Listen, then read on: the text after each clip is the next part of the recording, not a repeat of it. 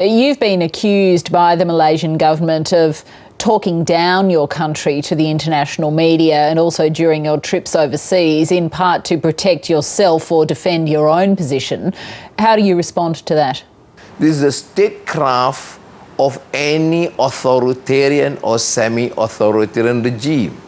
Any critic is deemed to be anti-national. I mean, what do I do when the question is raised on the issue of Allah? I've consulted international Muslim scholars. My understanding of the Quran and the religious tradition does not show any evidence to the contrary. On the issue of MH370, I raised very pertinent questions on the radar, on the cargo manifest, and the recent events unraveled in New Zealand. I then exposed the fact that the Malaysian authorities wrote to the Foreign Ministry of New Zealand asking that the allegation or the charge be withdrawn. And this is of course hidden, and the Foreign Ministry did not say that. What do you expect me to do? To continue to be complicit in the cover-up? The right thing they should do is to then argue the case with me and say, well, Anwar, you have been wrong, or your argument is fundamentally flawed. But they did not respond to this.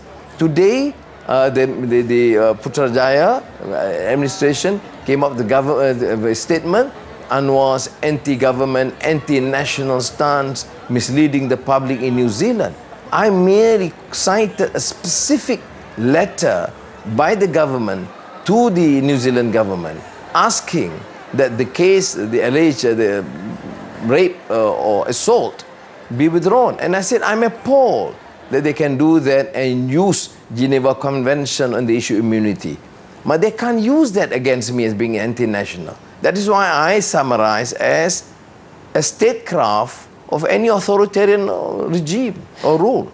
You've asked foreign governments to speak out against human rights abuses and by implication a loss of freedom in Malaysia. Realistically, what do you expect foreign governments to do or say?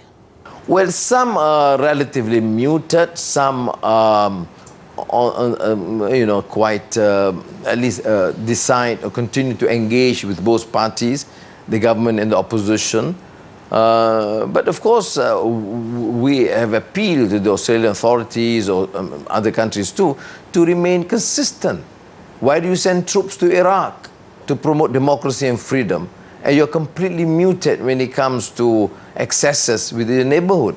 I'm not suggesting that the Australian government send troops to Malaysia, but expressing a consistent or concern over the state of human rights or rights of minorities or dissidents, as they would say, as a pillar of the Australian Constitution, as an example. So I'm not asking anything beyond that. Some may choose to do it on the quiet, so be it. But they cannot be complicit to the excesses or to the crime, and that is my point. Mr. Anwar, thanks once again for joining us. Thank you, Zoe.